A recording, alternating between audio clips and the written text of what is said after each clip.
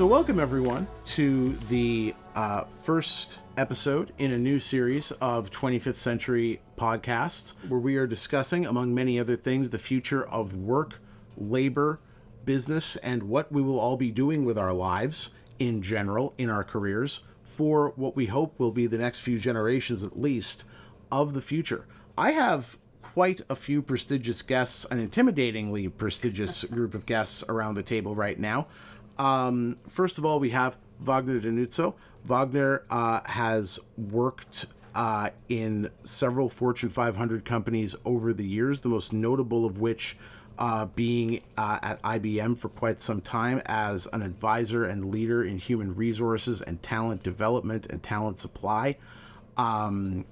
Wagner has a new book coming out very soon, the issues in which we will be discussing, called Leading to Succeed, Essential Skills for the New Workplace, and we promise that that book will actually have some of the things you will need to learn to succeed, unlike many other books with similar titles out there, whose authors I will not mention because they are not here. We also have with us Luciana Camargo, who has over 25 years experience in the upper end of human resources as well, working at C-suite level relationships, also in IBM at many different divisions at IBM Consulting. IBM Latin America, has served as Vice President of Leadership in IBM Consulting, Vice President of Human Resources in IBM Latin America, one of the few Vice Presidents who actually does work, let alone the important work that you have done. And finally, going around the table, we have Alcely Barroso. Alcely also has been a professional at IBM over the years in their talent management. Her accolades are many at that, working in the IBM Global University programs for Latin America, among many other training and talent development projects. All of your work is remarkable and, dare I say, slightly intimidating, as I said, compared to my own resume, which has many, many great things in its future so far, I think, but that's still in the future.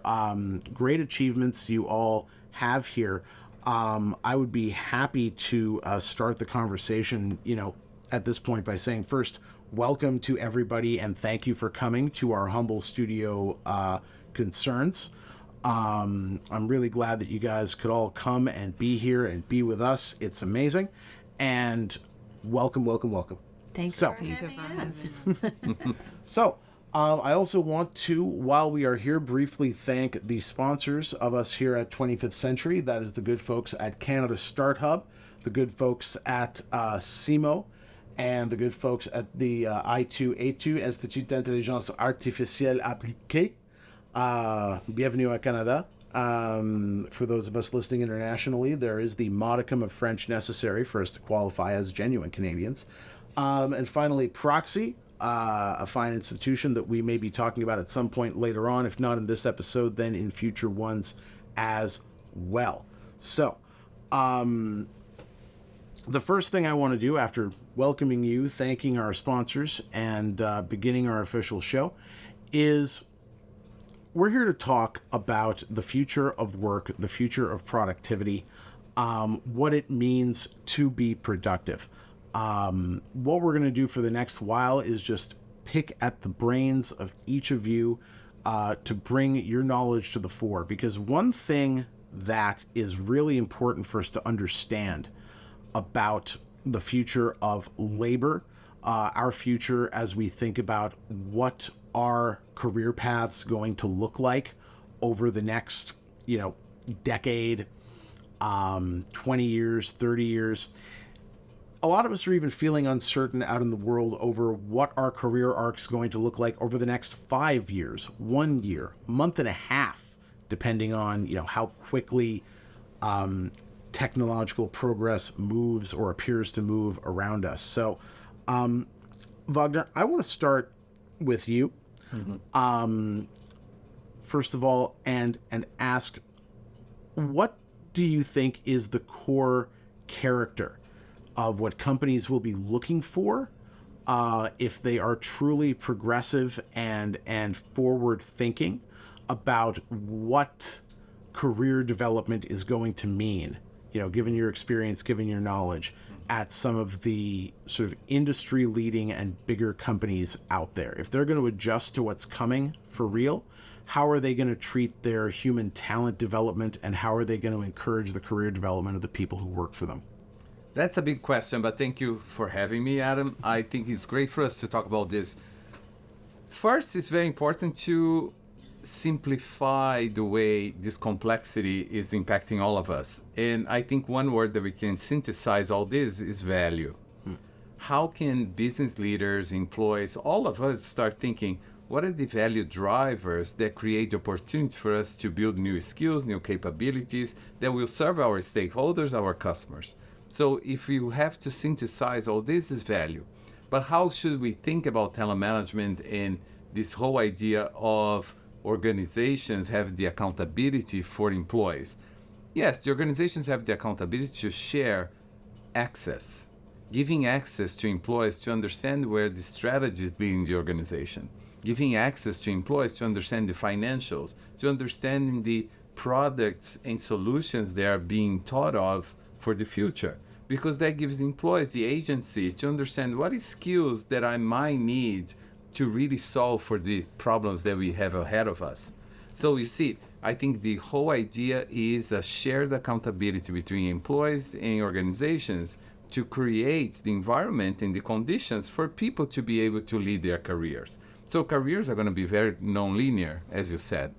But this non-linear career depends on access to information, data, and understand the context in which you're working. Yeah. Especially now because people are working independently as well. So the many talent pools that we have to draw from are not inside your organizations. Sometimes they're going to be outside the organization. Yeah. How do you solve for that? So it's a whole new thinking about how do I compose my workforce? The composition of the workforce is changing, and leaders have to get used to that because leaders need to share their leadership. So everyone in the company has the autonomy to make some decisions timely when they need to make those decisions. Yeah. I mean, that question of value and career development, I think particularly access is in many ways a concept that, goes beyond a lot of what I at least have seen. Well, let's think about it this way. A very common stereotype that unfortunately comes true in a lot of organizations is that people gain power in companies by controlling access, right? And there's a kind of openness in what you're talking about that, for some business leaders, and, we're talking about not every business leader, certainly, but the ones that perhaps are not well suited to make these kind of adjustments. How do we keep knowledge and access to knowledge from being siloed for the sake of, say, something more traditional, something more hierarchical, but also, I hear what you're saying, and what I'm hearing is that the role of an executive, that the role of a leader in a company has to be about sharing knowledge and sharing access and being open with employees at many levels. And there's a lot of business management techniques that are much more about closing and controlling access. So in terms of convincing people to, change from a management model that might be more about control to a management model that is more about granting access and giving freedom and creating what seems to be a very collaborative atmosphere across ranks, right? And across levels from C to exec to middle to even the frontline starter employees of companies, right? Number one, what does that kind of management look like? And number two, how do you convince someone who might be accustomed to thinking in the old way of doing things, right? That more restricted way of doing things. How do you convince them to kind of open their minds to those possibilities of this more open style of management? And Luciana? This is why the discussion around culture is so important. So you mentioned about the way of leading. So when you create an environment where people feel that they can be empowered to bring their own perspectives on a solution, and the leader, it's looking for more people, more perspectives to solve complex problem. The leader will be leading in a different way. So no longer controlling what's going to happen or deciding that he will give the direction. He knows the answers for everything. Changing for a style that create an environment that he can leverage the power of knowledge of their organization. So I think this complex world that we have today, there is no way that we can solve in the traditional and past way of doing things. You definitely need an environment that foster more collaboration, more horizontal power in a way that it's not about losing control. It's about deploying and empowering people to try to bring their best in order to create new solutions. So culture is about new ways of leading, new ways of working, new ways of learning, new ways of living. So and this is what companies are realizing, that we need to, in order to transform the organization for this complex environment that we are facing, not only within the organizations, but in the society, we need different ways of doing things. So what does a culture look like that has this kind of egolessness to it, I guess? Also, Yeah, if I may, I think the leaders must inspire the employees. So we are changing the way we manage. So instead of command control, you know everything and the others just do it. No, it's the opposite. You inspire, you work with, you share ideas. It's one team working together, creating new ideas to solve, as Luciana said, complex problems. There could be inside the company, inside your team, a collaborating environment system, and working with other teams in the company. So it's a different style. So leaders should understand that new generations, they come with this mindset. So they should engage in this way to have better productivity in the company. it sounds like a very anti-competitive kind of leadership as well, because so much, in the other parts of my career as a college teacher in business programs, one of the main sources that I have for my case studies of how things go horribly wrong is when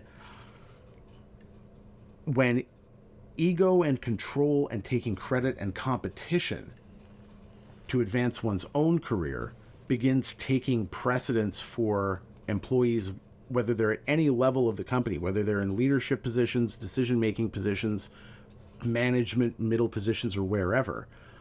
When that kind of need for personal advancement and personal credit kind of takes precedence over that. And I know there are business management norms that kind of put this competitiveness to the forefront, right? That say, we will regularly evaluate employees based, competing against each other.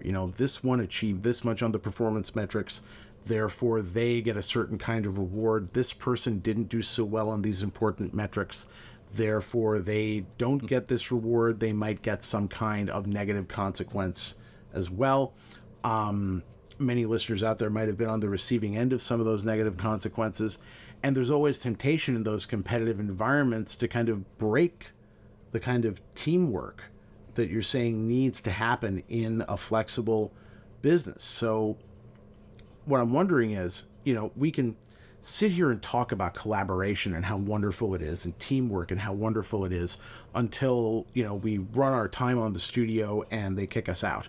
But, and we certainly could, and I'm sure many people have, but where we really, I think, need to get in here as business professionals and folks advising on leadership is, how do you manage the kind of cultural change in a company to shift from a more competitive way of organizing people into this more cooperative way of organizing folks. And I want to just throw it out to all three of you to argue among yourselves as to like how to do this, because that to me seems like the most difficult part of this problem to solve. How do you overcome the inertia in an organization that's been competition minded for so long?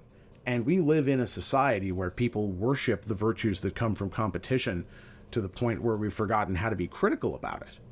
Yeah, this is interesting. And I will let Wagner to talk, but just a comment on how you measure the performance of someone like this. It's not only about what this person delivers, but how this person delivers, how this person behaves in a team in order to get the best for the company, for the solution they are working for. So it's driven by results, no discussion, but the behaviors you demonstrate in order to make your best matters. Yeah. What's crossing my mind is I'm a little more optimistic about where we are, because the new workforce naturally are going to engage in different ways of doing work. They're already showing. Agree. You know, in my book, I talk about the 5Ds. They are distributed, so they do asynchronous work. Senior leaders are not used to that yet, but we need to start getting used to the asynchronous world. And they are dynamic. So they're thinking about their careers in months. In like the first year is to look into the second year and what do I need to get to the next position. So we need to start adapting to the new workforce, because their ways of working is already changing the culture. So I don't think culture has to be top down. I think the top needs to be worried about culture and worried about how they cultivate a different environment. But culture is emerging from the new workforce just by the fact that we are in a transition, because new ways of working don't come with a playbook. Yeah. And if you think about the 5Ds, as I said, they're distributed, they're dynamic, they're diverse, they're really digital natives. So we need to work on the cross-generational digital fluency. That's really important. Don't leave anybody behind. But the last one is my favorite, is discerning. I think the new workforce is very discerning. They have access to information. They have access to thinking differently about where they're going to position themselves to be purposeful. They're looking for meaningful work. So I think I'm more optimistic, because it's not going to come from leaders suddenly being enlightened about a new way of leading. It's about adapting to the new workforce and understanding that competition doesn't go away. People love to be engaged in competitive environments, but what they need is to feel that their agency is going to be valued, and they will do their best work with colleagues, because now we are getting this consciousness of collective behavior. Yeah. And I think I'm optimistic, because I think it's just a natural progression of things. And how we transform, then you ask about the transformation. You have to be, the senior leaders should start and leading by example. So this is critical to change culture. We have to change from the top, and they should leave that, and others will lead, will see as an example, and we will act the same way. And if we think about the new generation, they are coming with this new idea, and we need to change the top leaders first, so we can change the whole organization. It's on purpose. You need to establish a strategy, and you need to cultivate, and you need to deploy, and in all organization, in order to change the way the organization works. There's a powerful humility emerging from this theme, I think, that's very important, and it's not.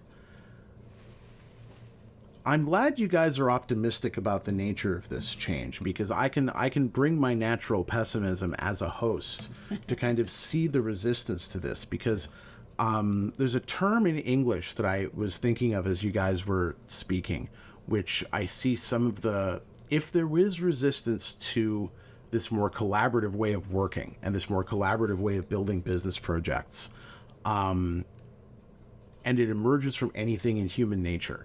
The term I'm thinking of is peacocking. If you're familiar, there might be an equivalent expression in Portuguese and Spanish that you're familiar with, but it's the notion of someone who uses their achievements in business or wherever other achievements they have as a means of kind of displaying an ego and displaying a kind of personality and a sort of dominance gesture. And there is a strong trend instead in what you guys are giving me towards humility and a kind of strength through the refusal of dominance that I find is, I'm always grateful to hear it, because that's kind of my own natural approach to, solving business problems or practical problems of any kind. But I also sometimes consider myself a bit of a weird person in the room when I, look at certain trends that have existed over the years and think about certain negative experiences I've had in my own career history myself, and thinking, well, the biggest issue always seems to be the ego gets in the way of the company's achievements. And if you let the company become about just one person, or you let the division or the performance become about just one person, then competitiveness turns to a kind of display of personality. I'm trying to find the most tactful way of saying this, because because I am trying to be tactful. I don't necessarily want anyone to be offended. The offense comes later in the series, because what I want to get down here is what does it mean to be a leader without an ego? But I love this discussion, because I think when you're talking about this, there are two things. We cannot discard the idea that the people bringing new ways of working, bringing new ideas, also have egos. And sometimes we have this righteousness behavior that's not suiting to an organization transformation. Because you can't transform an organization by just imposing your ideas. So I think that's the beauty of developing leaders differently. Yeah. We primarily, until now, we send them to training, we tell them capabilities that they need to follow, and we insist in changing their behavior through these initiatives. Initiatives don't change behavior. What changes behavior is experiences that lead them to new insights. If we can bring leaders to experiences that bring them new insights, they will contemplate change. Change doesn't happen because you told them to change. It happens because they gain awareness of something that could possibly help the organization. Yeah. You see, it's a different way of approaching people. Start where they are. Yeah. There's a kind of transformation that you're describing, a kind of like someone regenerating themselves into a different kind of person than they might have been before. Yeah. I've been working with the corporate social responsibility and citizenship for a while, and I've met a lot of people, and many of those people, they just realize they have to change when something very critical happens in their life, disease in a family, something, and they start working with nonprofits, supporting nonprofits. So it doesn't have to be always this way. If you change, if you have a self-awareness, if you experience, and if you have empathy for the others, you can start from now. You don't need to wait until something happens to change. It's the same thing with the leadership. You don't need to lose talents, lose people, lose people with the right skills to start realizing you have to change. So it's the same thing that we have to increase and work in the self-awareness, improving our behavior, and what our purpose in the company. And if I don't count the cost of losing talent is huge. You will be having more costs when you will be hiring, and talent acquisition is costly. Yeah, and it's also about to be more self-aware on what is happening around you. So we just mentioned about the new generation, but I would say all generations have changed their mind, particularly after pandemic. And we have different expectations on how to be successful, or how to be more happy with the work and the way we deliver value to the companies, to the organizations, to the society.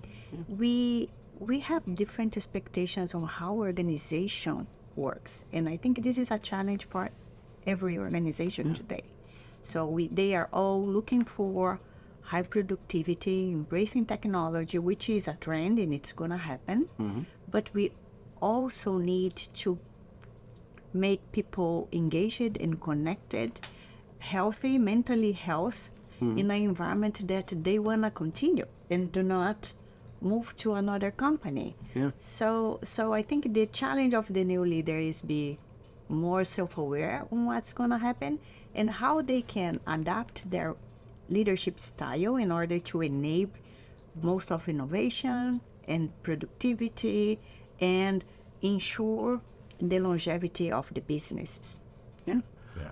Yeah. I mean, it makes me think of an idea that I've been thinking of for a while right now, which is, if we can think of what is the most sort of difficult social transformation in businesses and in our society in general at this point in time, one of the biggest challenges we have are folks who want that greater level of connections, who have reevaluated that kind of priority in life, right?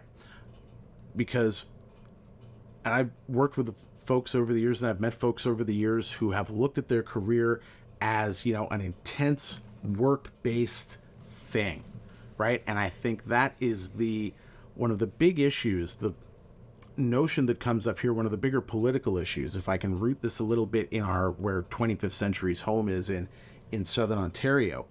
It's navigating the conflict between folks who have an old-fashioned attitude about what the good life is, of having, say, a big house that's far away from where you work, and you drive 2 to 3 hours a day to get to work, and you go there every day where you work under supervision and monitoring, and everyone knows what you're doing all the time.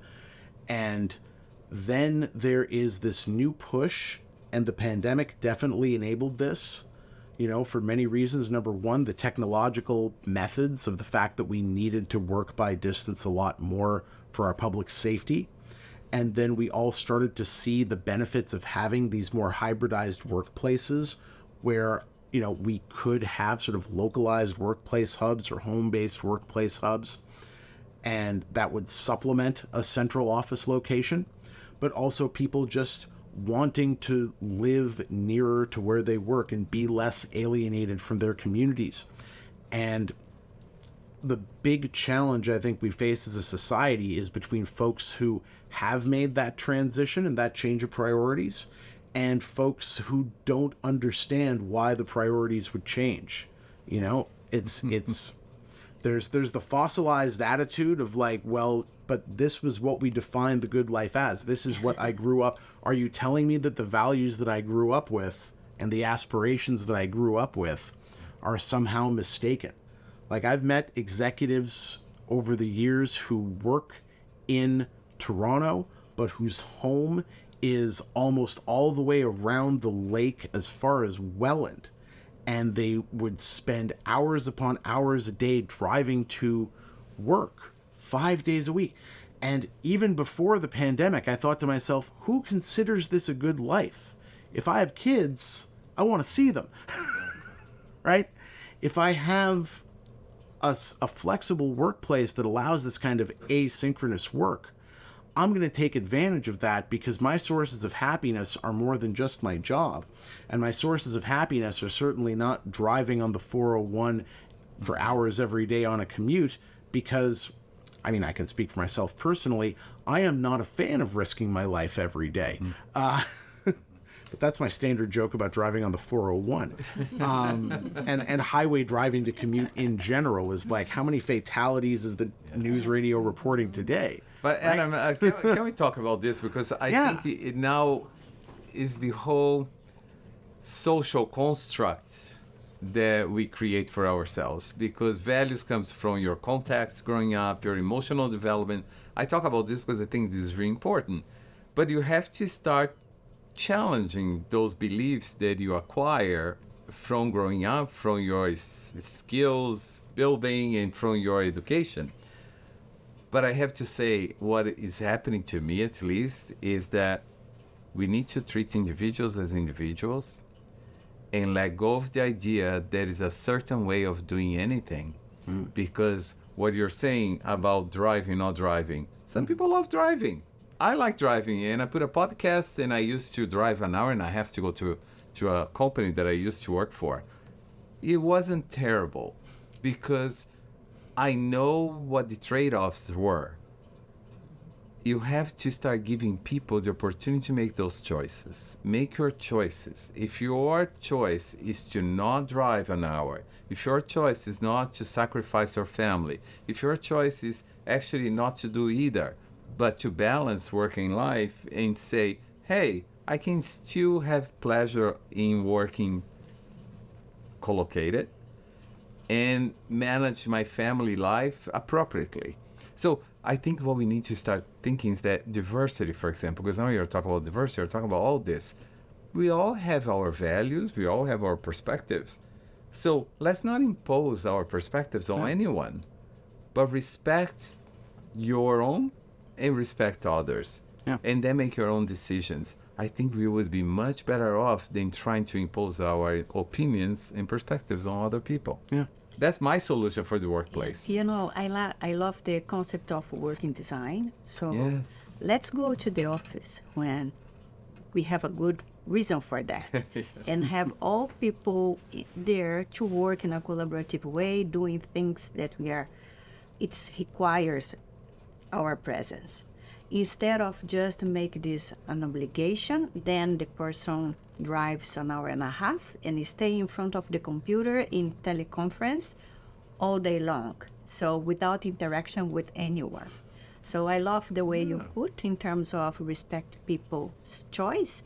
And this requires that the company be self-aware that they cannot give career opportunities just for those that are there every day in presence, and just look at the possibility of being flexible for those that need this flexibility, so they start to be behind because of they made their choices, which is the balance, you know. Equity in opportunities. This is about equal opportunity. So when we think on an inclusive culture, we need to ensure we are treating everybody in the same way, giving them the same opportunity to demonstrate their value, their outcomes, their achievements. Yeah, and if you have the right skills, the right people, you have to trust them. So it's about trust. So Now we're talking because it comes down to trust. It's how do we teach trust? Yeah. Sorry.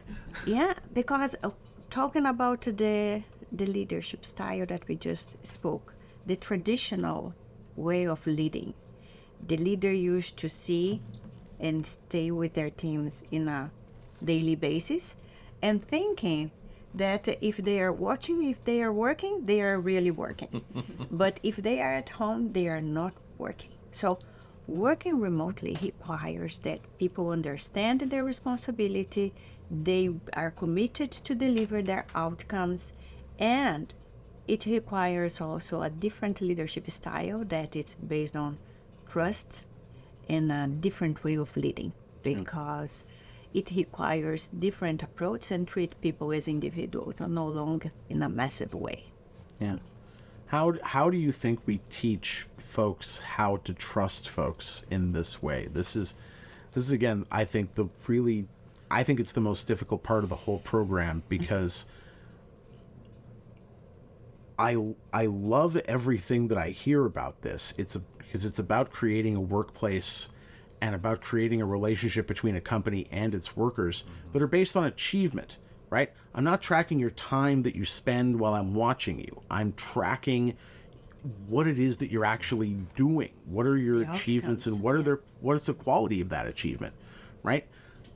But how do we teach the trust that's necessary to transition, right? How do we teach the trust that's necessary to transition? It goes back to some of the points I've already made. But that's why I'm optimistic, because now we are recognizing the role of reflection, the role of self-reflection, the role of mindfulness, the role of silence.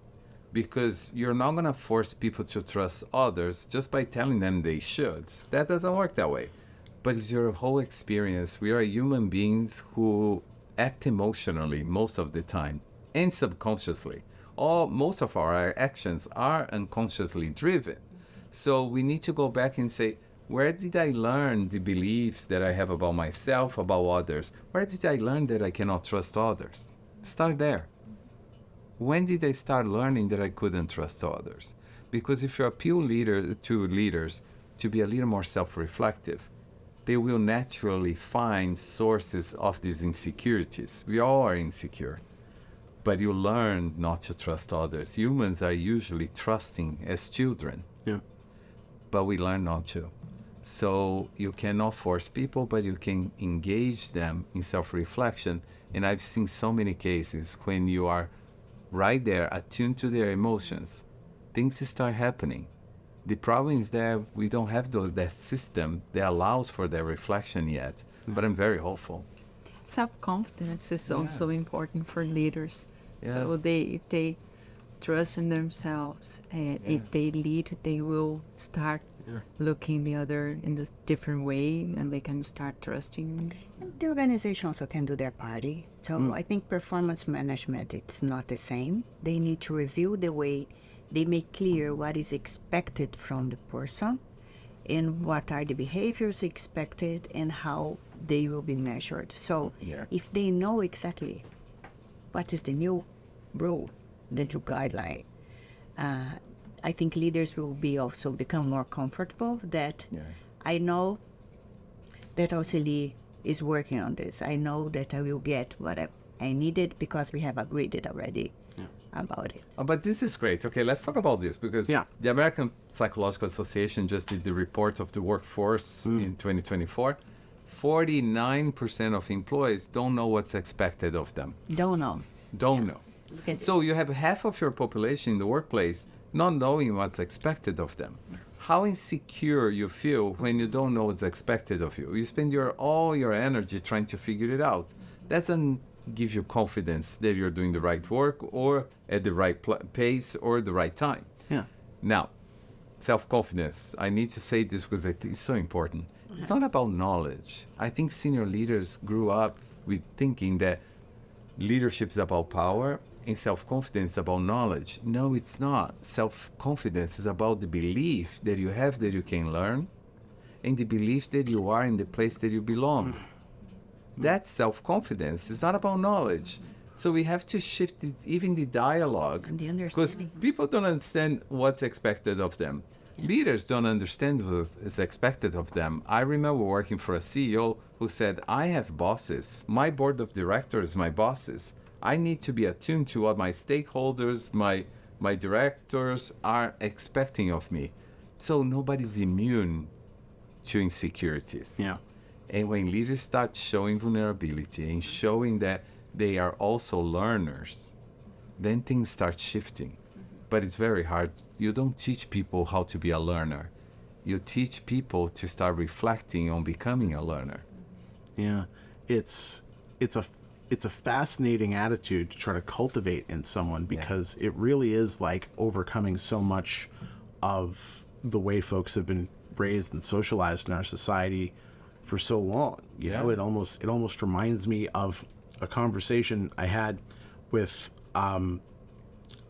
my wife's father, actually, who was kind of an elderly person, who, you know, was reflecting on how some of the ways in which his father raised him and the way that family dynamic was shaped around the notion that, you know, this father figure is the leader who should always know what is done and what is to be done and how to direct others in how to do it.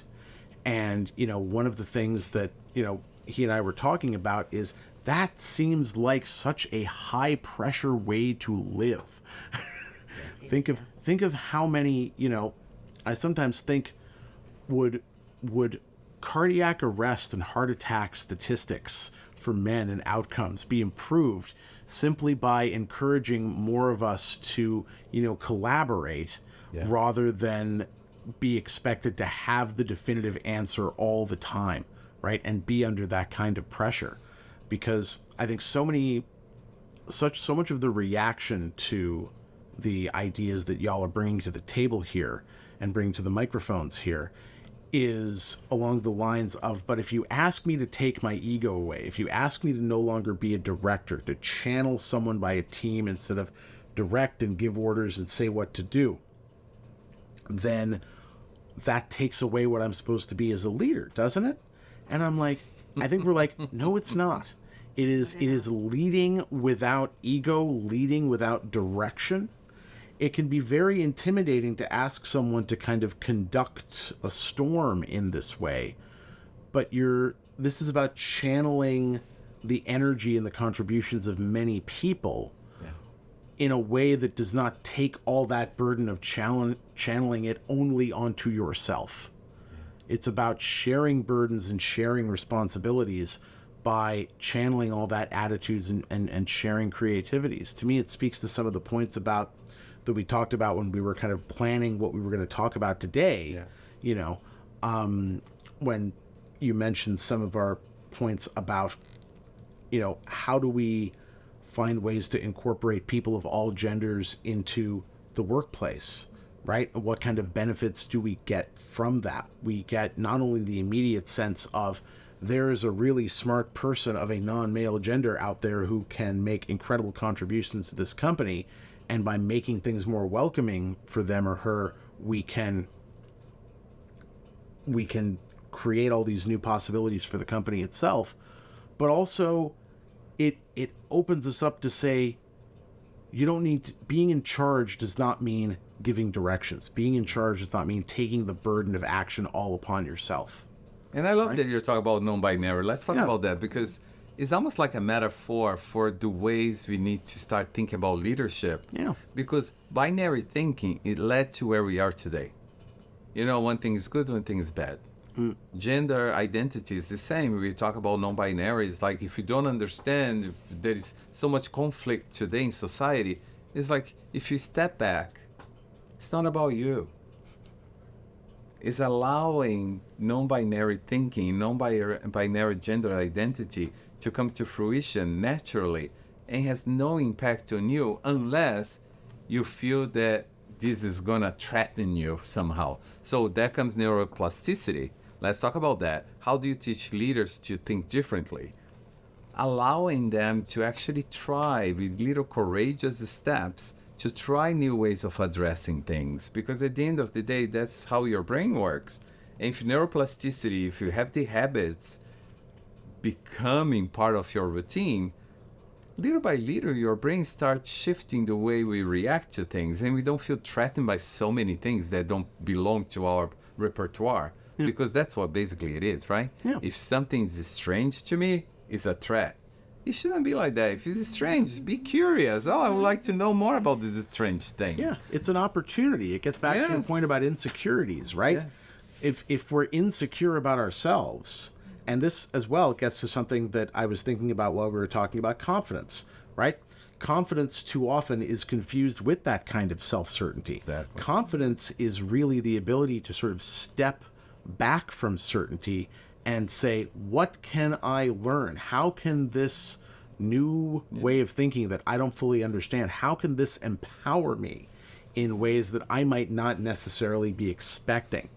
Because it can be scary to open yourself to that kind of uncertainty, because change is difficult. You don't necessarily know what you will create or awaken inside yourself, even when you adapt to a different kind of business model or workplace relationship model than you've been accustomed to in the past, right? The first really harsh reactions to remote work, when we all had to do it all at the same time at the height of the pandemic, was folks who were trying to supervise people with the same kind of, eyes on me that you'd get from walking from cubicle to cubicle as you could by getting people to check into a Zoom room at a certain point in time and exercise that same kind of control. But where you have to exercise control is a place where you haven't learned to trust. Yeah, and another question leaders should ask is why I'm doing that. Because in corporations, you work automatically. We don't know why I'm here. So they That's should... That's 49%, yeah. So sometimes when you stop and say, why I'm doing this, and how can I grow doing this, how I can interact and learning from others. This changes everything in your life. So this is I like the way you approach it, and also why I need a diverse team. I love the three pillars. It's about talent, it's about innovation, and it's about business. So if you segregate your population and you're just looking after just one type of profile, you lose the ability to find wonderful talent in the marketplace. If you don't value different perspectives, you lose the ability of drive innovative solutions that reflects the society. And if you don't have a diverse team that make this all this built on innovation and talent, you also lose the ability to make business, because there are lots of researches in the marketplace that shows that we buy from other companies, other people that are on behalf of this company that have same beliefs. Yeah. So it's all about business, and also how to make the best of this approach for our companies and also for the society. Yeah. Yeah. I think that actually might be a wonderful place for us to kind of end our conversation together right now. And I think I will just thank you all for being here, taking the time to do this with me and to go over all of these issues. So I want to thank Luciana Camargo. Thank you for being here. Thank you for coming having by to our location, our current studio here. And thank you, Alcely Barroso, for the same. Thank you, Wagner Denuzzo, for also the same. I know all of your schedules are so absurdly busy, and I'm thankful that you could come and have this conversation and these various conversations with us today. And I know we'll be talking in the future, whether it's on the record or on the microphone here, or whether it's in other circumstances as well. Thank you all for being here very much. And if I just want to plug your book one more time, because why should I not? That would be Leading to Succeed, Essential Skills from the New Workplace. Wagner Denuzzo, always happy for a little bit of sponsorship on there, always happy for a plug. Thank you. Both for our laptops and for our books. Ayo. All right. And on that terrible joke, I want to thank everybody. Thank so you. much, Thank you Adam. very much for being here. It's been a pleasure. This has been the first episode of Production Time Again, what will be our continuing series here on the future of work, labor, and productivity, going into the rest of the 21st here at 25th Century. Thank you all so much. Yeah. Thank you. Thank you. Thank you.